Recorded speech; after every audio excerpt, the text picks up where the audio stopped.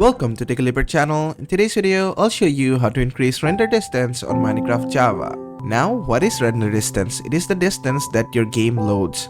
As you can see, really far away we cannot see. That is because our render distance is really short now.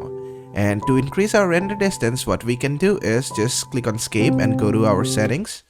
Just click on option. Then from here, just go to video settings. Then inside video settings, you'll find lots of settings here. And you need to search for render distance right here. As you can see, mine is set to currently 3 chunks. That is really low. And it is recommended to set it to at least 8 chunks or 10 or 12 chunks. This totally depends on your PC. If your PC is really powerful, you can crank it up to 32 chunks. I'm just gonna keep it at 16 chunks and click on done.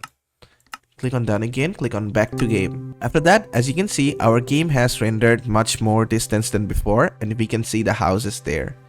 And that is how to increase render distance on Minecraft Java. I hope this video was helpful. If it was, please give it a thumbs up and don't forget to subscribe.